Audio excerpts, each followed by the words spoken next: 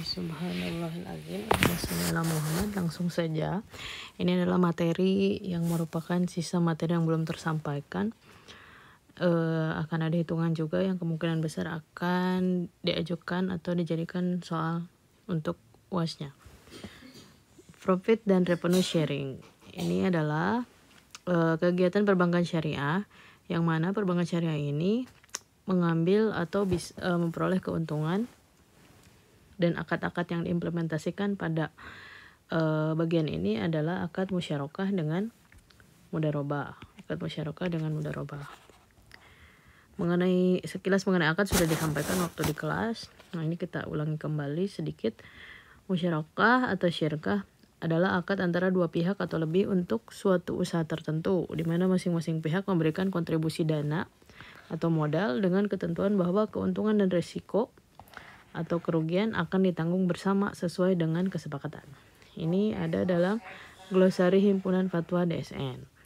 Nah, kemudian mereka saling bekerja sama, berkongsi, berserikat, bermitra atau cooperation partnership, yaitu diantaranya adalah yang diimplementasikan pembiayaan berdasarkan atas kerjasama antara dua pihak atau lebih untuk suatu usaha tertentu, di mana masing-masing pihak memberikan kontribusi dana dengan ketentuan bahwa keuntungan dibagi berdasarkan nisbah yang disepakati, sedangkan kerugian ditanggung oleh para pihak sebesar partisipasi modal kerja atau investasi, di mana dana dari bank merupakan partisipasi modal bank dalam usaha yang dikelola oleh nasabah, dan bank berhak ikut serta dalam mengelola usaha.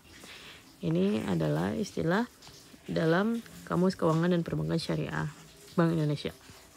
Nah, ini jenis syirkah.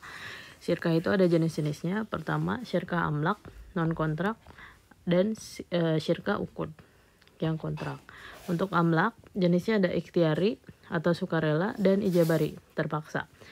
Untuk akad amlak, syirkah amlak ikhtiari, ini contohnya adalah hibah, karena sukarela ya. Nah, ada juga akad syirkah amlak yang sifatnya ijabari atau terpaksa. Ini tuh bisa terjadi ya. Biasanya karena misalnya seseorang meninggal dunia. Karena meninggal dunia, sehingga konsekuensinya apa? Harus ada waris yang dibagikan. Kepada siapa? Kepada ahli waris dong. Ini kan terpaksa ya, karena kematian itu tidak diundang gitu, dan pasti dia datang dan tidak direncanakan kapan adanya, sehingga terpaksa syirkah amlak ini dilakukan. Nah, kemudian ada syirkah yang sifatnya kontrak, atau ini kelompok yang uqud ya. Di sini ada mudharabah. Mudharabah tadi sudah di atas dijelaskan. Kemudian mufawadah. Kalau untuk mudharabah itu biasanya itu keterlibatannya ada sohibul mal. Dan siapa ini, mudah apal ya, dan mudorib. Nah, kemudian kalau akad mufawadah itu, ini kan perkongsian ya, jadi kegiatan usaha yang mana ada dua belah pihak atau lebih yang melakukan kerjasama. Jadi karena ini kegiatan usaha, otomatis ada yang namanya apa? Keuntungan. Ada yang namanya keuntungan. Ini kita lagi bahas mufawadah ya. Keuntungan. Kemudian kerugian. Berikutnya dana. Dalam hal modal ini maksudnya ya. Kemudian karena ini kegiatan usaha, tentu aja ada yang namanya pekerjaan. Dan tentu saja tanggung jawab. Nah, kalau untuk mufawadah, ini segala hal yang dilakukan, keuntungan, kerugian, kemudian porsi modal, kegiatan yang dilakukannya atau pekerjaannya, dan tanggung jawabnya itu porsinya sama. Porsinya sama. Dari semua orang yang terlibat, porsinya itu sama. Kalau mudharabah itu sohibul mal, itu yang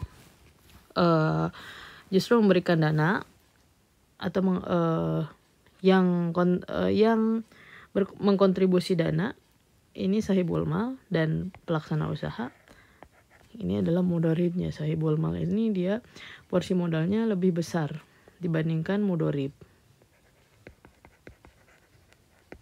Oke.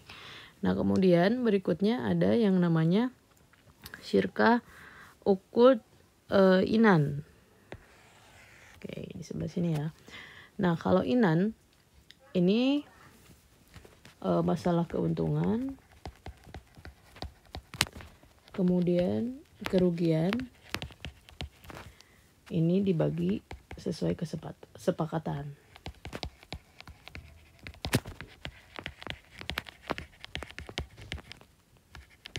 Nah, kemudian berikutnya porsi modalnya.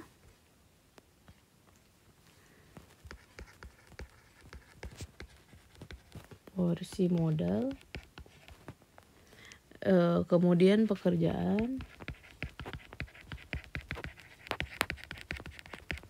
tanggung jawabnya,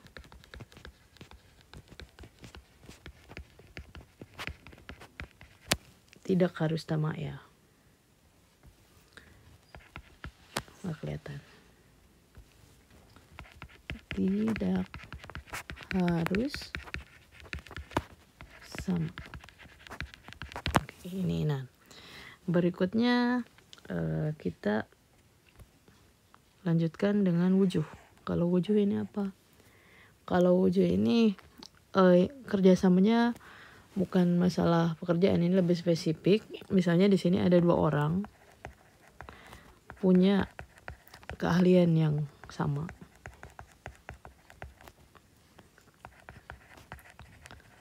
Atau profesi yang sama, kemudian mereka menerima pekerjaan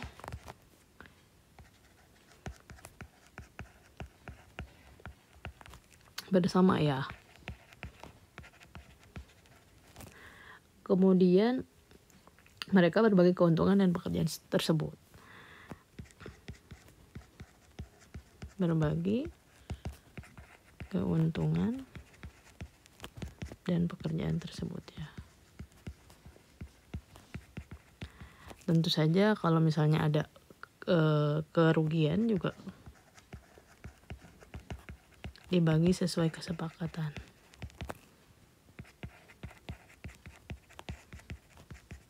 Oke, ini mengenai syirkah ya.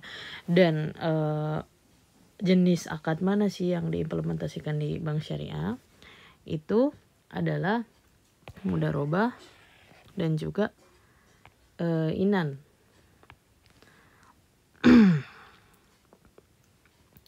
Mudharabah dan juga inan. Ini adalah kedua akad yang diimplementasikan di bank syariah.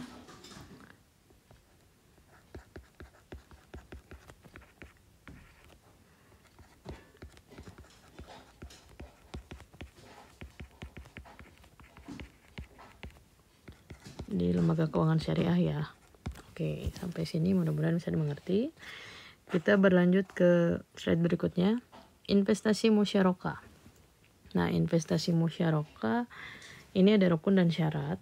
Untuk rukunnya pihak yang berakad, kemudian modal, objek akad atau proyek atau usaha, modal kerja, ada yang namanya sigotul akad atau ijab kabul, dan nisbah bagi hasil. Oke, ini mungkin untuk syaratnya kita paparkan sedikit. Oke, nah pertama, pihak yang berakad itu tentu saja mereka harus saling berkepentingan. Ya dong, kalau nggak saling punya kepentingan ngapain mereka melakukan akad? Saling berkepentingan. Kemudian tentu saja dan masing-masingnya itu cakap hukum.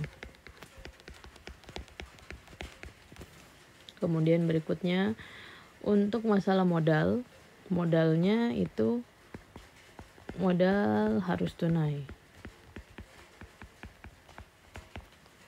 atau ini juga bisa berbentuk aset.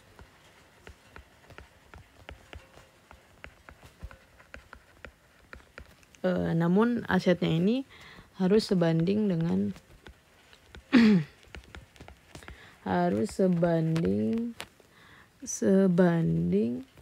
dengan nilai tunai yang disepakati.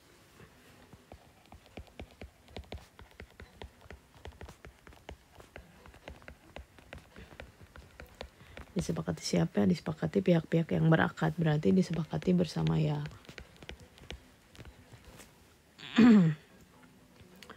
Nah, kemudian mengenai partisipasi dan pekerjaannya juga harus ada disepakati ya. Termasuk dalam apa yang disepakati dalam modal, karena boleh jadi untuk yang mengalokasikan dana lebih besar, kontribusi pekerjaannya itu lebih sedikit karena dia lebih banyak memberikan porsi pada modal. Kemudian berikutnya objek akad, proyek atau usahanya ini harus jelas. Objek akadnya itu apa sih yang mereka lakukan gitu, yang akan dijadikan kegiatan usahanya.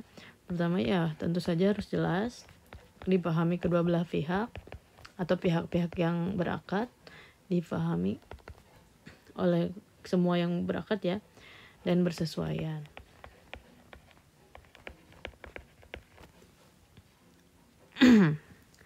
Nah, kemudian sigot. Ini maksudnya ini untuk yang objek akadnya, tentu saja kalau objek akad ini tidak menyalahi aturan syar'i.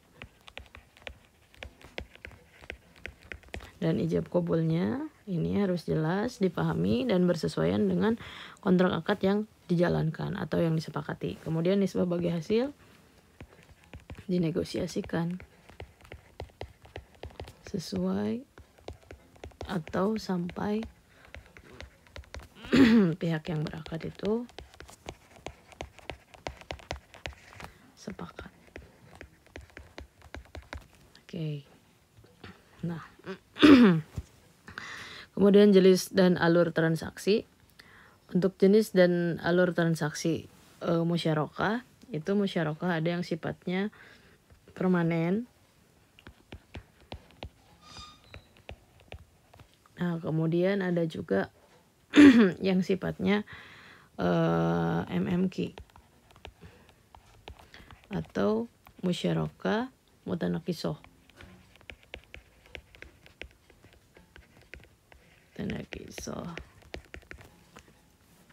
Atau ini yang menurun ya, nanti dijelaskan pada slide berikutnya. Musyarakah menurun. Nah, kemudian ketentuan musyarakah itu ada pada Fatwa DSN nomor 8 tahun 2000. Nah, berikutnya yang terkandung dalam musyarakah itu adalah terdapat adanya wakalah juga ya, akad wakalah. Wakalah ini artinya akad untuk mewakilkan. Jadi tujuan melakukan musyarakah ini kan untuk melakukan kegiatan yang tujuannya tuh bisnis ya, atau keuntungan. Melakukan bisnis, lalu mereka bertujuan tentu saja untuk memperoleh yang namanya keuntungan. Nah, sehingga mereka berkongsi. Akhirnya ya logis sekali kalau misalkan masing-masing dari mereka itu bisa saling memberikan kuasa kepada mitranya, sehingga di sini ada kombinasi akad wakalah juga. Unsur-unsur musyarakah ya itu tadi ada sohibul mal, kemudian mudorib. Ini unsur-unsur musyarakah ini ada yang ada dalam rukun. Nah, untuk musyarakah mutanaqisah ini ada di slide berikutnya. Musyarakah mutanaqisah atau MMQ adalah salah satu produk pengembangan dari produk berbasis akad musyarakah. Musyarakah mutanaqisah dapat diartikan sebagai suatu produk pembiayaan perbankan syariah berdasarkan prinsip syirkah inan, di mana porsi modal atau hissahnya itu salah satu syarik atau mitra, yaitu bank berkurang disebabkan oleh pembelian atau pengalihan komersial secara bertahap kepada syarik mitra yang lain, yaitu nasabah. Nah, kemudian ini MMQ ini dapat diaplikasikan dalam bentuk pembiayaan produktif maupun konsumtif, baik itu kepemilikan kendaraan bermotor ataupun KPR. Nah, ini untuk skemanya mungkin ya. Ini misalnya nih, ada seorang pengusaha. Seorang pengusaha ini ingin membeli sebuah rukonya yang katakanlah rukonya mewah gitu di tempat yang strategis, sehingga dan rukonya besar gitu, sehingga si harga ruko ini tuh harganya 10 miliar. Ini nasabah ya. Nasabah ingin membeli ruko seharga 10 miliar gitu. Nah, kebetulan si nasabah ini dia hanya punya uang pada saat ingin membeli itu, dia punyanya hanya 4 miliar. Berarti dia kurang berapa? 10 dikurangi 4 miliar, berarti kekurangannya itu adalah 6 miliar. 6 miliar pergi kemana nih untuk mendapatkan sisanya? Karena dia seorang muslim yang taat, akhirnya dia pergilah ke yang namanya bank syariah. Dia pergi ke bank syariah, apakah bisa dia mendapatkan bantuan gitu. Dia ingin ruko, tapi dia cuma punya modalnya tuh 4 miliar, sedangkan harga ruko setelah ditawar ya jatuhnya di 10 miliar. Akhirnya karena BS melihat si nasabah ini ingin membeli ruko karena untuk kegiatan usaha, bank syariah menilai itu layak untuk mereka melakukan kerjasama dengan akad musyarakah mutanakisoh. Kalau bekerja dengan nasabah ini ya bank syariah bisa mendapatkan keuntungan. Akhirnya bank syariah ini memberikan bantuan modalnya, kan dari 10 miliar itu katakanlah simpelnya ya tinggal ditambah 6 miliar ya. 6 miliar dengan bank syariah. Oke, di sini berarti antara nasabah dengan bank syariah, mereka melakukan yang namanya kesepakatan akad musyarakah mutanakisoh. Nih, bank syariah dan juga nasabah sepakat untuk melakukan akad musyarakah mutanakisoh. Nah, alurnya gimana? Ini ruko udah kebeli ya. Ruko tadi sudah kebeli dengan ruko yang 10 miliar tadi udah kebeli ya. 10 miliar nih harga rukonya. Nah, di sini berarti pemilik ruko siapa? Pemilik ruko itu adalah nasabah dan bank syariah kan. Oke. Nah, karena pembelian ruko ini adalah untuk kegiatan usaha yang mana mereka sudah melakukan kesepakatan si ruko ini setelah dibeli itu akan disewakan. Jadi ketika masa sewa, karena ini yang namanya musyarakah mutanakisoh, pada akhirnya selain melakukan kegiatan usaha penyewaan ruko, pada akhir kontrak akad itu si ruko ini harus berpindah kepemilikannya ke salah satu pihak yang melakukan akad, yang dalam hal ini tentu saja harus berpindah kepada nasabah. Nah, gimana caranya agar si ruko ini tuh sah menjadi milik si nasabah? Tentu saja ada syarat-syarat yang harus terpenuhi dan harus sesuai dengan hukum syar'i. Oke, di sini ilustrasinya dari 10 miliar ini berarti di sini terdapat porsi kepemilikan nasabah dan porsi kepemilikan bank syariah. Kebetulan karena ini contoh kasusnya harga rukonya 10 miliar, kita bagi aja langsung nih. Misalkan dari kepemilikan aset ruko ini kita bagi 10. 1, 2, 3, 4, 5, 6, 7, 8, 9, 10. Sebelah sini ya. Kita kasih simbol aja 2, 3, 4, 5, 6, 7, 8, 9, 10. Katakanlah ini masing-masing bagiannya itu seharga 1 miliar. Yang milik nasabah ada berapa? Milik nasabah itu ada 4. Dan milik bank syariah ada 6. Oke, ini mereka masing-masing harus paham ya kepemilikan mereka itu porsinya berapa. Kemudian ini kan rukonya karena di tempat strategis dan benar-benar banyak peminatnya, si ruko ini tuh bisa disewakan kepada orang yang mau menggunakan ruko ini 1 tahun. Harganya itu misalkan harga sewa per tahunnya itu di 3 miliar misalkan ya. Nah, ini kan si pihak penyewa itu menyetorkan uang 3 miliar kepada pemilik ruko. Pemilik rukonya itu adalah nasabah dengan bank syariah. Berarti yang 3 miliar ini, katakanlah 3 miliar ini bersih ya. Setelah lain-lainnya 3 miliar ini tuh yang siap dibagikan. Yang 3 miliar ini tuh dibagikan sesuai kesepakatan nisbah dari bank syariah dan juga si nasabahnya. Ini kan dialokasikan ke sini, dibagi ya ke nasabah dan juga bank syariah. Oke, sambil ini terus berlanjut, apalagi ini setiap tahun mungkin harga sewa properti itu akan meningkat. Berapapun harga sewanya akan selalu dibagi kepada pemilik si ruko ini gitu. Katakanlah di sini nasabah kesepakatan antara nasabah dengan bank syariah itu untuk nasabah 70% dan untuk bank syariah adalah 30%. Karena kalau musyarakah itu terutama inan ya, porsi modal itu tidak mempengaruhi porsi nisbah yang dibagikan atau nisbah keuntungan yang dibagikan, tapi kalau terjadi kerugian, pemilik modal terbesarlah yang akan menanggung lebih banyak. Nah, sambil ini terus berlanjut, misalkan kontraknya itu 10 tahun.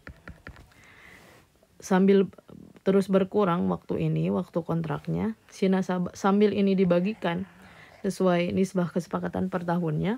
Nah, nasabah itu dan bank syariah juga melakukan kesepakatan berikutnya nih. Kan bank syariah itu pada akhirnya si kepemilikan asetnya harus diberikan kepada nasabah. Akhirnya bank syariah itu memutuskan untuk menjual kepemilikannya itu kepada nasabah. Tapi karena nasabah kemampuan keuangannya tidak sanggup untuk membeli, tapi boleh aja mau langsung membeli. Nah, si bank syariah ini, karena ini jual beli, artinya bank syariah berhak untuk mematok harga ini per unit kepemilikannya, dia harganya berapa. Kan bank syariah juga ingin mendapatkan keuntungan ya, dan tentu dalam menentukan keuntungan dan harga jual, pihak nasabah juga harus sepakat dengan ketentuan itu gitu di antara mereka berdua. Katakanlah ini masing-masing asetnya ini bank syariah ingin memberikan harga 1,2 miliar. 1,2 miliar, 1,2 miliar, semuanya 1,2 miliar, 1,2 miliar, 1,2 miliar. Ini setelah terjadi tawar-menawar ya. Tadinya bank syariah cuma ngasih 6 miliar, tapi dengan kepemilikan aset dan dia ingin menjual ke nasabah, dia bisa naikin lagi keuntungan dari kepemilikannya. Jadi bank syariah ketika melakukan akad dengan nasabah ini, bagi hasil dapat selama dia punya ikut kepemilikan aset, tapi nasabah sambil terus-terusan nyicil untuk beli satu persatu asetnya. Mungkin di tahun kedua dia nyicil ini, kemudian beli yang ini, kemudian beli yang ini, beli yang ini, beli yang ini, beli yang ini. Oke. Dan sampai akhirnya semua kepemilikan bank syariah atas ruko ini berhasil dibeli oleh nasabah. Ya, akhirnya ini harus dipindah tangankan gitu. Dan nasabah setelah membayar seluruhnya, ruko ini jadi milik nasabah ya. Dan semua surat-surat kepemilikannya. Dan ketika kontrak ini selesai dan semua porsi kepemilikan milik bank syariah itu sudah berhasil dibeli, akhirnya dipindah tangankan lah. Dan bank syariah ketika kontraknya selesai, dia tidak berhak lagi untuk mendapat bagi hasil. Surat-surat berharga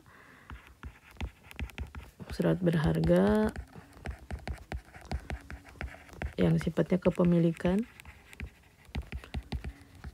dari ruko ini, yang tadinya ketika awal akad itu dipegang oleh bank syariah, tapi ketika kontrak selesai dan berhasil dibeli seluruhnya oleh nasabah, maka semuanya itu akan murni menjadi milik nasabah. Oke, sampai sini mudah-mudahan bisa dipahami ya. Kita lanjut ke mudharabah. Kalau untuk mudharabah ini sudah dijelaskan, kita langsung ke hitungannya aja ya. Prinsip distribusi hasil usaha ini kita bisa. Nah, ini kita langsung ke hitungannya. Nih di sini terdapat perhitungan profit distribusi. Ini contoh kasus aja ya. Secara umum bank syariah itu biasanya mereka punya perhitungan profit distribusi. Entah itu dari setiap akadnya ya, dari akad penghimpunan dana, kemudian dari akad jual beli dan bagi hasil, kemudian dari akad-akad yang sifatnya sewa dan juga jasa lainnya. Kebetulan di sini untuk contoh kasusnya ini mengenai mudharabah ya. Mudharabah, deposito mudharabah. Nah, ini angka-angka ini muncul dari aktivitas bank syariah di masing-masing akad yang dijalankan ya, yang mana masing-masing akad ini ada unsur fundingnya dan ada unsur lendingnya. Ingat cerita ini, untuk tabungan mudharabah saldo rata-rata hariannya sebesar ini, kemudian pendapatannya sebesar ini. Porsi penyimpan dana atau nasabah ini porsinya nisbahnya 45 untuk nasabah dan 55 untuk bank syariah. Kita langsung aja ke soalnya, ke contoh kasusnya. Ini contoh kasusnya, tabungan mudharabah Haji Ubed dalam bulan Desember tahun 2017 memiliki saldo rata-rata harian 10 juta. Dalam akad pembukaan rekening tabungan mudharabah disepakati pembagian hasil usaha atau nisbah 45 untuk Haji Ubed dan 55 untuk bank syariah. Tadi udah ada tabelnya ya. Ini ada beberapa rumus untuk menghitung bagi hasil. Pertama itu ada rumus perhitungan bagi hasil dengan mempergunakan persentase return product. Kemudian berikutnya mempergunakan return total pendapatan sebelum dibagi persentase return total pendapatan. Kemudian ada juga rumus perhitungan bagi hasil dengan return hasil investasi per 1000 atau hyper mil. Ini rumus-rumusnya sudah ada. Kita akan coba hitung satu persatu dengan bantuan tabel distribusi, tabel perhitungan profit distribusi ini. Dengan contoh kasus yang tadi, yang jelas ini saldo rata-rata hariannya adalah 10 juta. Ini rumus yang pertama, di mana rumusnya itu saldo rata-rata rekening individu dikali hari bagi hasil dikali return product per 365 dikali 100. Nah, saldo rata-rata rekening individu dengan rumus yang pertama ya. Saldo rata-rata rekening individu itu Haji Ubed berapa? 10 juta ya. 10 juta. Kemudian dikali hari bagi hasil. Hari bagi hasilnya itu adalah 30 hari. Dan kemudian dikalikan dengan return product. Kalau untuk return product, karena ini kita ada di sisi nasabah, maka return produknya itu adalah yang ini. Perhatikan, return produknya yang ini ya. Yang 4,10625. Berarti di sini dikali 4,10625 per 365 dikali 100. Hasilnya berapa? Oke, saya hitung dan silahkan Anda pun menghitung dengan kalkulator masing-masing. 10 juta dikali 30 dikali 4,10625 per 365 dikali 1000. Maka hasilnya itu adalah 33750. 33.750.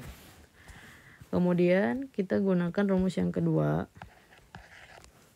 Rumus yang kedua ini rumusnya. Saldo rata-rata rekening individu. Saldo rata-rata rekening individunya berapa? 10 juta.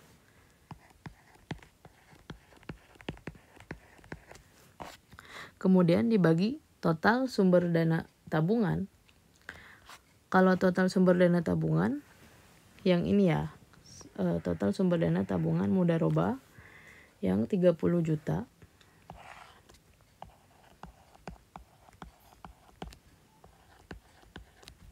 Dikali pendapatan tabungan. Nah, kalau pendapatan tabungan, ini kita mengacu ke sini.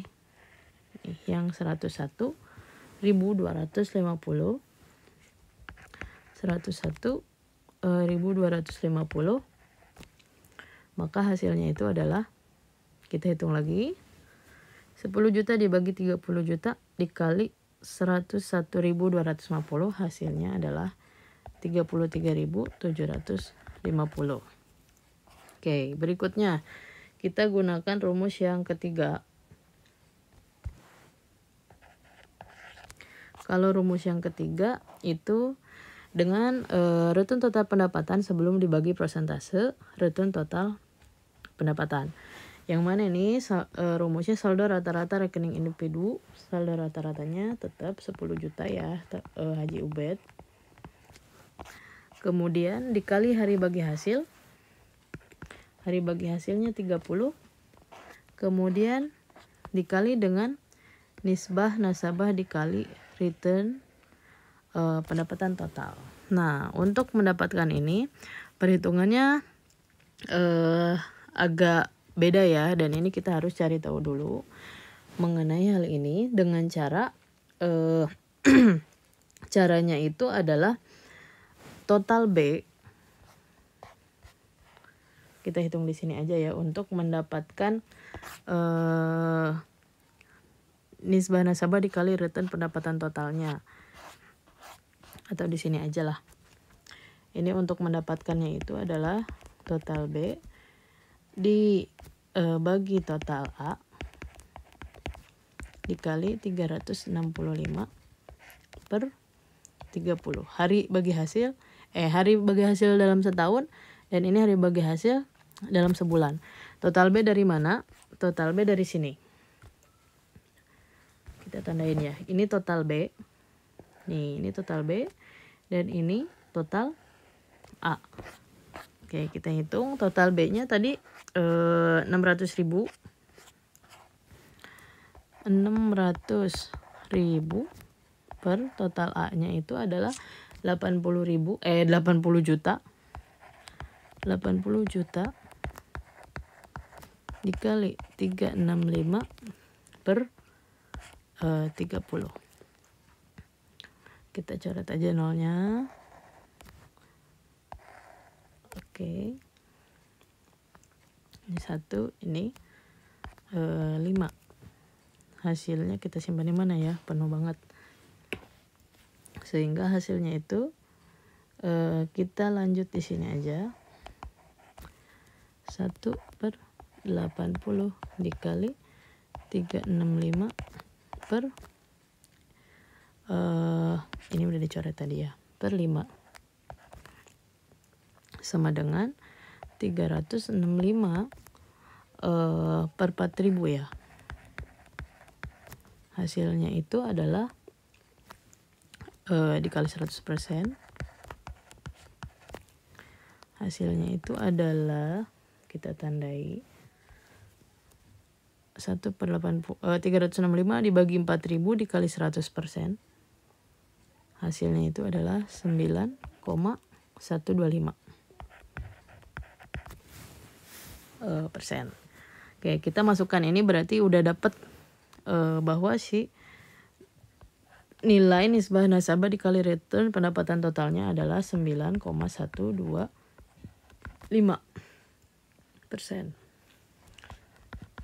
Nah, sekarang kita masukkan ke sini perhitungannya.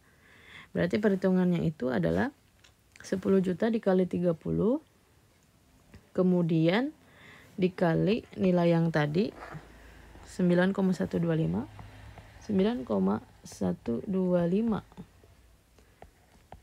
persen dikali nisbahnya.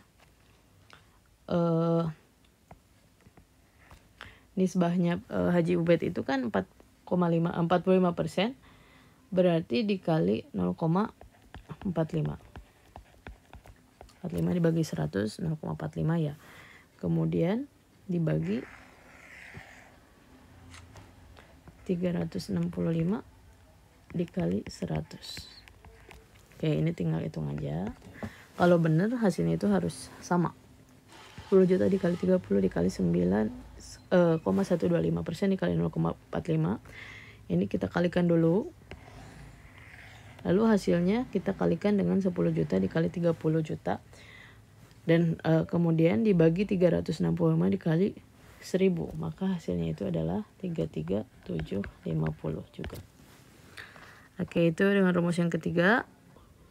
Oke, kita lanjut dengan rumus yang berikutnya. Rumus yang ketiga dengan rumus perhitungan bagi hasil untuk individu dengan cara perhitungan return hasil investasi per 1000 atau hypermill. Nah, rumusnya adalah saldo rata-rata rekening individu dibagi 1000 dikali hypermill dikali nisbah nasabah. Jadi kita harus cari hypermill-nya dulu. Gimana cara mencarinya? Kurang lebih ada kesamaan dengan langkah yang tadi, yaitu total B dibagi total A dikali 1000. Nah, total B-nya kan jadi 600.000. 600.000 dibagi 80 juta dikali 1000. Oke, hasilnya berapa? Silahkan hitung. Hasilnya itu adalah 750. Oke, kita sudah dapat hypermill-nya. Hypermill-nya itu adalah 7,50. Kita masukkan ke rumusnya. Ini berarti rumus yang keempat. Saldo rata-rata rekening individu sama masih Haji Ubed 10 juta dibagi 1000 dikali hypermill. Tadi hypermill-nya kita sudah dapat 7,50 dikali nisbahnya 0,45% ya. Hasilnya adalah, silakan dihitung. Hasilnya itu adalah 33750. Hasilnya sama semuanya.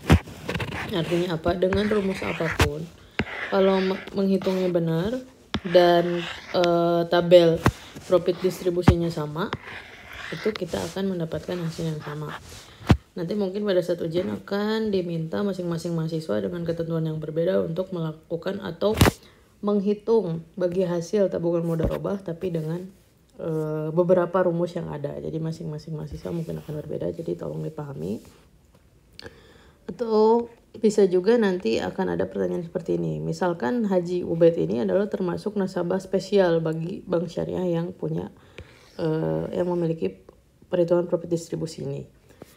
Misalnya Haji Ubed itu bisa melakukan negosiasi dengan pihak bank syariah untuk dia menginginkan nisbah yang berbeda dengan nisbah yang lain pada umumnya. Setelah negosiasi, katakanlah si Haji Ubed ini berhasil memperoleh kesepakatan dan dia memperoleh nisbah sebesar 80%. 80% untuk Haji Ubed. Dan 20%-nya ini untuk bank syariah. Cara menghitungnya gimana? Ini gampang sekali. Jadi ini sudah dapat ya 80 dikurangi 45 perhitungan yang tadi yang kita dapat dibagi 45 dikali 33750. Hasilnya berapa? Kita hitung. Hasilnya itu adalah 26.250. 26.250 ini adalah 80 kurangi 45, jadi ini nisbah yang baru 35%. Untuk dapatkan yang 80%-nya kita tinggal totalkan aja yang dengan yang 33750 yang tadi. Setelah ditotalkan hasilnya adalah 60.000. Oke, ini adalah nisbah spesial yang 80% tadi. 60.000 ya. Oke, sekarang ini prinsip sewa jasa, akad ijaroh dan IMBT atau ijaroh mutahyabit tamlik, wakalah, kafalah, hawalah, dan arahan. Kita akan fokus di ijaroh dan IMBT ya. Nah, ijaroh adalah akad sewa menyewa antara pemilik atau makjur yang memiliki objek sewa dan mustajir, yaitu pihak yang menyewa untuk mendapatkan imbalan atas objek sewa yang disewakan. Ijarah mutahyabit tamlik adalah akad sewa menyewa antara pemilik atau makjur sama ya, ini pemilik objek sewa dan mustajir untuk mendapatkan imbalan atas objek sewa yang disewakannya dengan opsi perpindahan hak milik objek sewa pada saat tertentu sesuai dengan akad sewa. Jadi kalau ijaroh ini udah pernah saya sampaikan juga, ini akad sewa yang ketika akadnya itu sewa menyewa, misalnya sewa menyewanya selama 3 tahun. Si penyewa itu dia menyewa misalnya properti milik bank ya, propertinya disewakan, dia cuman punya hak untuk menggunakan selama 3 tahun. 3 tahun selesai, maka si properti ini kembali ke pemilikannya, ke bank syariah. Nah ini ijaroh. Nah kalau ijaroh mutahiyah bitamlik, ini justru di akhir sewa, misalkan di tahun ketiga, justru barang yang disewakan itu, objek sewanya bukan kembali ke bank syariah, tapi jadi milik nasabah. Nah, kok bisa? Nah, ini juga bukan berarti tidak ada penggunanya ya. Untuk ijaroh sendiri, misalkan ada pengusaha yang untuk operasional dia harus menggunakan mobil ya, mobil untuk apalah kegiatan operasionalnya, entah untuk mengangkat barang, untuk mengantar barang, atau untuk mengangkut karyawannya. Kalau misalkan mereka merasa memiliki kendaraan itu pemeliharaannya cukup beresiko, kemudian yang namanya mobil atau kendaraan itu ada masa ekonomisnya, jadi mereka memutuskan untuk menyewa kendaraan misalkan ke bank syariah. Kita mau menyewa kendaraan 10 tahunan atau 5 tahun lah ya, karena perusahaan yang kredibel itu mereka anti juga menggunakan kendaraan yang terlalu tua. Nah mereka bisa menggunakan akad ijaroh. Nah kalau ijaroh mutahiyah bitamlik, ini memang pada mulanya si nasabahnya ingin menyewa, tapi akhirnya yang dia sewa itu menjadi miliknya. Ini juga jadi tergantung dengan kebutuhan si atau urgensi dari si nasabahnya. Untuk rukun dan syarat ini bisa dibaca aja ya. Rukunnya ada penyewa, ada pemilik objek sewa, asetnya, kemudian harga atau manfaat sewa atau ujroh, dan ijab qabul. Syaratnya pihak yang berakad saling ridho, kemudian aset atau objek sewa memiliki manfaat halal, dapat dinilai dan diperhitungkan, dapat diberikan kepada mustajir, dan wajib dibeli oleh muajir. Ketentuan ijaroh ini sama dengan slide yang di sini ya. Jadi kita gunakan slide yang ini karena ada mungkin beberapa catatan yang harus saya sampaikan. Pertama, ini ketentuan ijaroh ada pada Fatwa DSN nomor 9 tahun 2000, dan IMBT sendiri ada di nomor 27. Unsur-unsur ijaroh bisa kita lihat di sini, yang tadi di rukun dan syarat, dan tentu ada yang namanya harga ya. Karena kurang lebih ijaroh dengan jual beli itu sama, cuman perbedaannya menyewa dan membeli gitu. Kalau misalkan menyewa berarti seseorang itu dia membeli hak guna ya, membeli hak guna. Tapi kalau jual beli yang pure jual beli ya barangnya untuk mereka konsumsi, tapi sewa pun sama kan, dikonsumsi juga, tapi dalam hal ini kegunaan manfaat. Oke, kemudian sewa atau harga sewa ijaroh. Untuk harga sewa ijaroh, jadi menurut Fatwa nomor 9 ini, jadi berkenaan dengan harga sewa ijaroh, sebetulnya apa yang bisa atau apa yang merupakan unsur dari harga pada akad jual beli itu juga bisa berlaku pada diberlakukan untuk penentuan harga sewa pada ijaroh dan juga IMBT ya. Cuman kalau IMBT ada sedikit perbedaan, ada beban penyesuaiannya, sama si ijaroh juga ada. Kemudian berikutnya, jadi ini pada fatwanya tuh poin nomor yang ke-7. Apa yang menjadi unsur harga pada jual beli itu berlaku pada sewa menyewa. Nah, misalkan di sini ini untuk jual beli dan ini untuk sewa. Kalau jual beli ini akadnya Nah, silakan ini diingat-ingat lagi. Jadi kalau untuk jual beli, ini harga pokok ya, harga pokok jual beli yang jadi unsurnya ya. Kemudian bank juga berhak menentukan margin dari jual beli ini, dan ini setelah ditotalkan menjadi harga jual. Harga jual yang dibebankan kepada nasabah. Kemudian kalau sewa berarti harga pokok sewa. Berikutnya bank juga mengambil margin atau keuntungan dari kegiatan sewa ini. Dan berikutnya ini ditotalkan, jadilah yang namanya harga sewa. Kalau dijual beli ya harga jual belinya kan sekian rupiah ya. Kemudian margin dijual beli sekian rupiah, margin di sewa juga sekian rupiah misalkan ya.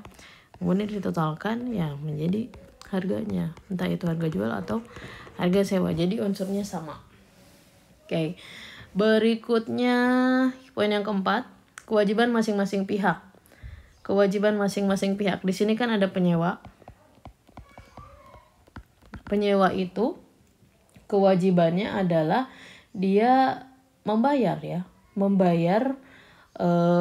harga sewa, yang mana harga sewa itu adalah harga pokok dari sewanya, kemudian margin keuntungan dari sewanya itu tadi dikeluarkan sehubungan dengan objek sewa tersebut gitu. Jadi beban penyusutan juga termasuk yang dibebankan kepada nasabah. Dia harus membayar harga sewa.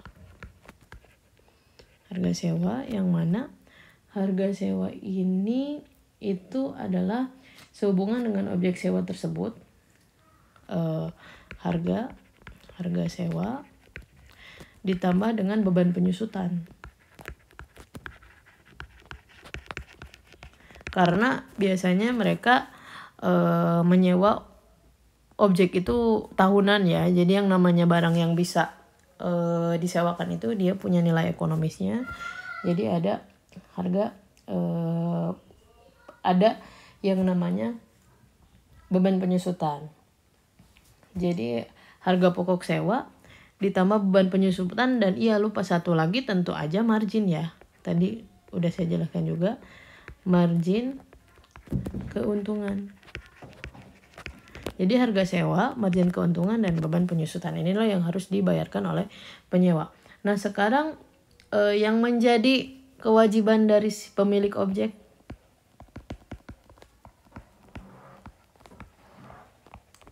jadi kewajiban dari pemilik objek sewanya itu adalah dia mempersiapkan aset yang disewakan tentu saja ya.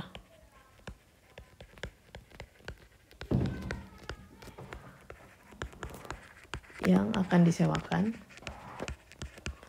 Kemudian berikutnya yang berkaitan dengan aset itu yang bertanggung jawab adalah si pemilik objek. Dan aset yang disewakan itu sesuai kualitasnya ataupun kuantitasnya yang disepakati.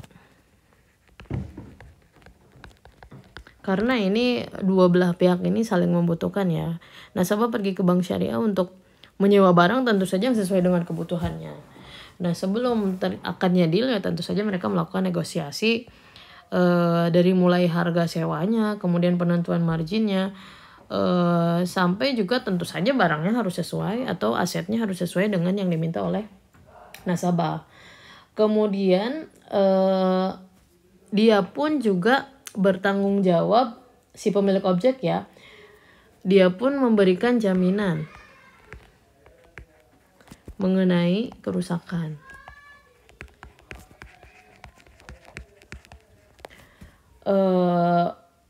Dari tentu saja kerusakan, jaminan mengenai kerusakan dari objek yang disewa.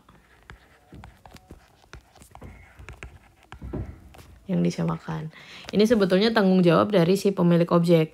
Tapi yang namanya akad itu, dan kalau seorang muslim itu tentu harus mempunyai adab yang baik. Ketika dia menyewa atau meminjam barang orang lain, walaupun ini dia membayar, tetap saja selama dalam hak penggunaannya dia pun harus merawat barang itu. Jadi nanti mungkin ada kesepakatan jaminan mengenai kerusakan objek dalam batas tertentu akan ditanggung oleh bank syariah. Tapi kalau misalkan barang yang disewa itu rusak atas kelalaian si penyewa, tentu saja itu ada konsekuensi lain. Nah, makanya dalam sewa menyewa pun juga kadang ada yang diberlakukan yang namanya asuransi juga. Nah, di sini si pemilik objek punya kewajiban. Penyewa selain membayar harga sewanya, dia juga punya kewajiban untuk perawatan. Dia memelihara, tentu saja ya, memelihara sebaik mungkin, atau menggunakan, ini lanjutan yang ini ya, biar warnanya sama, biar menggunakan aset sesuai peruntukannya, sehingga dia pun ya harusnya ada tanggung jawab untuk merawatnya juga ya. Ini jaminan mengenai kerusakan dan perawatan ini merupakan kewajiban dari si pemilik objek, yaitu bank syariah. Kemudian pembatalan ijarah karena alasan yang dibenarkan, ini tentu aja boleh ya, diperbolehkan asal logis dan tidak menyalahi aturan syar'i. Dan kalau misalkan ada salah satu pihak yang dirugikan, maka kerugiannya harus diganti dong, gitu kan. Nah, kemudian mengenai ijarah mutahiyyah bitamlik, ini adalah sewa menyewa yang akhirnya itu barang yang disewakan menjadi milik dari si penyewa. Nah, kemudian bagaimana caranya jadi milik si penyewa gitu. Jadi ini untuk penyerahannya di akhir akad itu bisa dengan berbagai cara ya. Bisa melalui hibah. Kemudian bisa melalui, pada akhirnya tuh kan harus ada pemindahan kepemilikan. Bisa juga dengan jual beli pada akhir ya. Kemudian melalui perpindahan bertahap juga, hisoh juga.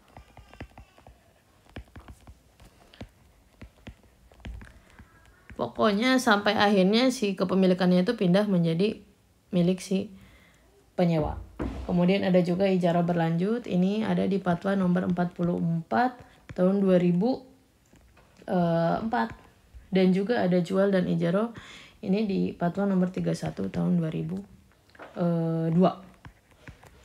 Oke, inilah yang diberlakukan di bank syariah. Ini wakalah, kafalah, dan hawalah. Oke, kita coba dulu perhitungan contoh kasus untuk ijarah ya. Jadi ini bisa kita hapus dulu yang sebelah sini.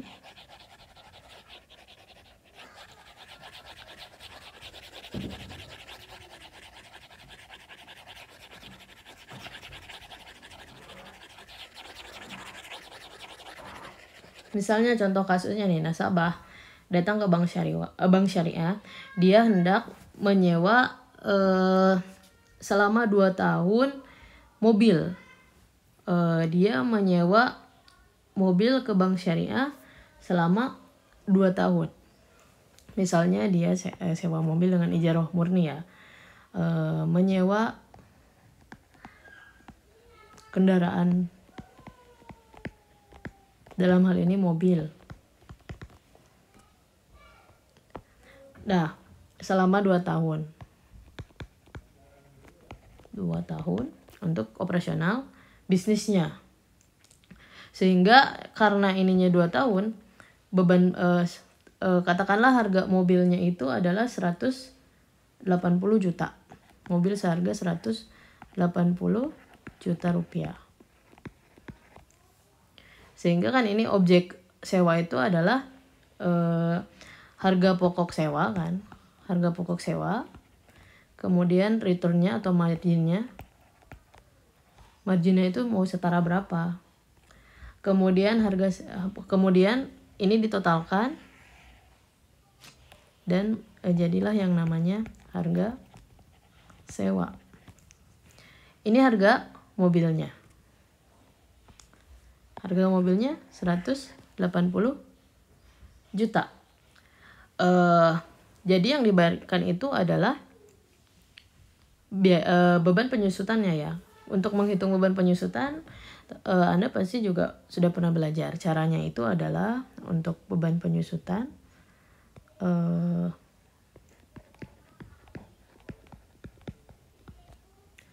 nggak kelihatan ya warna hijau.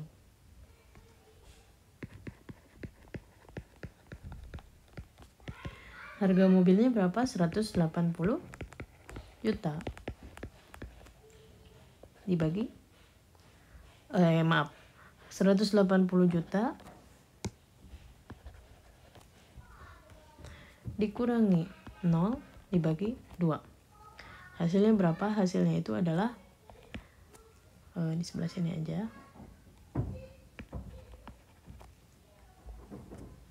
Hasilnya itu adalah 90 juta ya. Oke, jadi 90 juta ini jadi harga pokok sewa. Oke, harga pokok sewanya yang ini, yang 90 juta ini. Harga pokok sewa 90 juta. Kemudian returnnya dia ingin setara 20%. Pengembalian dari keuntungannya tuh dia ingin 20%. 20% dari mana? 20% dari 90 juta. Itu kita hitung ya. Kita hitung dulu. 20% dari 90 juta itu adalah 18 juta. Nah, kita tinggal tambahkan aja. Sehingga harga sewa per tahunnya adalah sebesar 108 juta rupiah. Nah, ini adalah kalau dengan menggunakan ijaroh ya. Dengan ijaroh yang biasa. Bukan ijaroh mutahiyah bitamlik. Oke, dan berikutnya ini ijaroh mutahiyah bitamlik. Kalau ijaroh mutahiyah bitamlik ini kurang lebih sama juga perhitungannya, cuman biasanya untuk ijaroh mutahiyah bitamlik yang berakhir dengan perpindahan hak milik itu masa sewanya itu lebih lama. Misalkan ini bank syariah punya misalkan bank syariah memiliki mobil apa ya? Innova lah ya. Pura-pura untuk kasus ini bukan Innova, dengan harga perolehannya itu katakanlah 180 juta per bulan. Kemudian kebijakan penyusutan aktiva tetapnya itu ditetapkan masa ekonomis 5 tahun. Karena ini kontrak sewanya selama 5 tahun ya. Penyusutannya selama 5 tahun. Kemudian bank syariah ingin menyewakan Innova tersebut dengan return setara 20%. Setara 20%. Jadi berapa nih beban penyusutan per tahun dan harga sewa per tahunnya itu berapa gitu. Nah, untuk harga penyusutan sama tadi ya, untuk beban penyusutan cara menghitungnya sama. Kita cari dulu beban penyusutannya.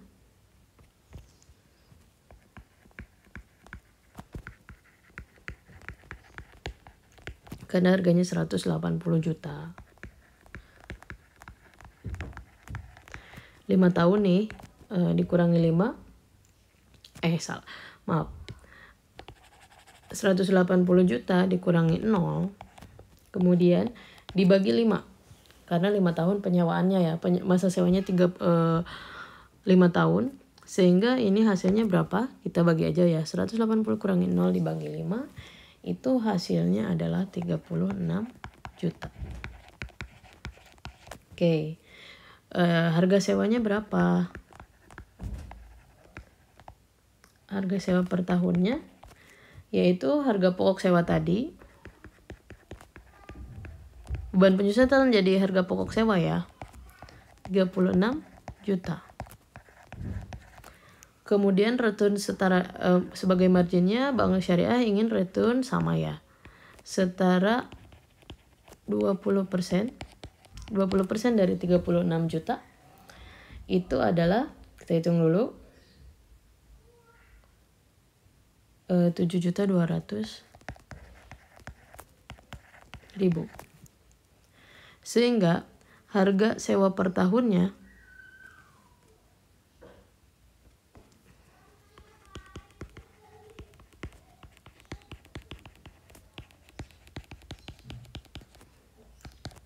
kita tinggal totalkan aja. Jadi 42.200.000. Nah, kemudian di akhir akad gimana caranya nih kepemilikannya jadi berpindah ke nasabah? Bisa dengan cara-cara yang tadi. Bisa Bank Syariah menghibahkan, bisa juga Bank Syariah melakukan akad lagi jual beli dengan harga yang kesepakatan ya. Tentu harganya juga harus reasonable ya, nggak tiba-tiba jadi pakai harga awal gitu.